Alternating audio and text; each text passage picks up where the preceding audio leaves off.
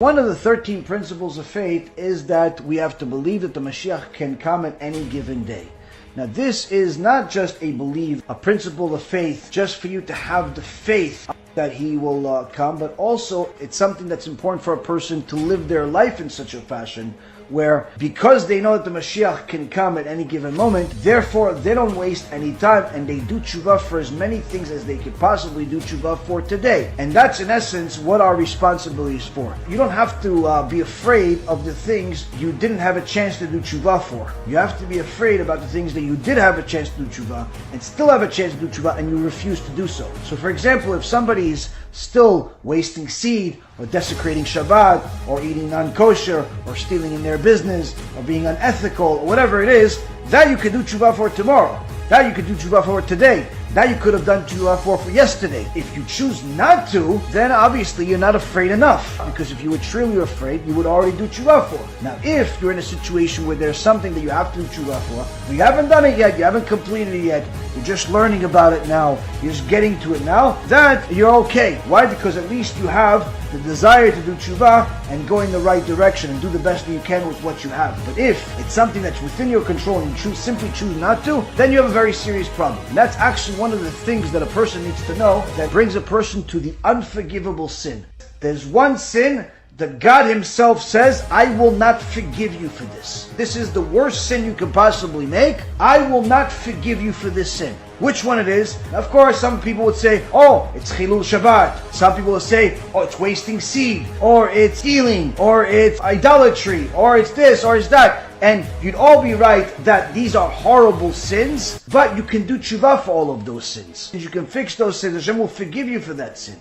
But there is one sin that HaKadosh Baruch Hu says, I will not forgive for that sin. And it's literally horrifying when you understand it, because you understand how many people are committing this sin, both in the secular world and unfortunately even in the frum world. There are certain people that are committing this sin. And that sin is, the Torah says, Shalom yeli. Everything will be good with me. I'll stay the way that I am. I'll do things the way that I understand. I'm not going to do tshuva. When a person decides they're not going to do tshuva, they're just going to stay that the way that they are, simply they are putting themselves in a situation where HaKadosh Baruch Hu outright has a verse in the Torah that says, I will never forgive this person. I gave you an opportunity to do tshuva. You lived in this world for an X amount of years. I gave you an X amount of money. I gave you the spouse and the kids and the job and the fame and the fortune and the ups and the downs and the sickness and the health and all the tests and all of the different surprises and the miracles. I gave you a whole life full of all of these things. I gave you the truth on a silver platter, in a USB, on YouTube for free, on the BeEzrat Hashem app, on the... Why didn't you do tshuva? Oh, I was busy. Oh, I was this. Hashem says, I will never forgive you.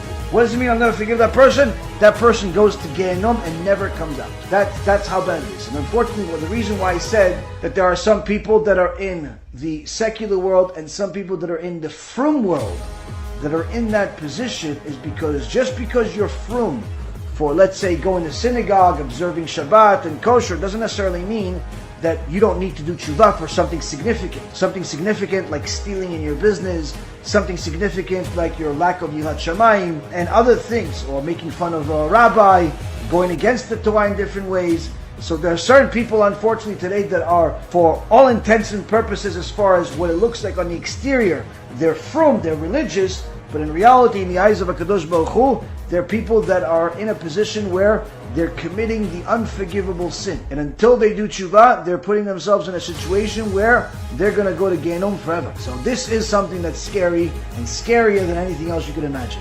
So if you are in a position right now to do tshuva for something, do it as soon as possible. Try your best. Try your best. And even if you fail, at least you're trying. You're going in the right direction. Never say, I'm not doing tshuva for this. I'm not going to repent for this. I'm not going to fix this. I'm just going to be this way. Constantly fix yourself. If you're an angry person, fix yourself. Okay, you failed again. You yelled at your husband again. You yelled at your wife again, your employees again. You made fun of them. You embarrassed them. Okay, do tshuva. Say, I'm sorry. Start again. Oh, you stole again. Okay, give it back. Do tshuva. Oh, you did this again. Do tshuva. Fix yourself. Fix the arrogance. Fix the anger. Fix the stinginess. Fix the lashon hara. Try to fix it. Try to do tshuva, and you'll be surprised how much strength you have to overcome these things once you want to do it.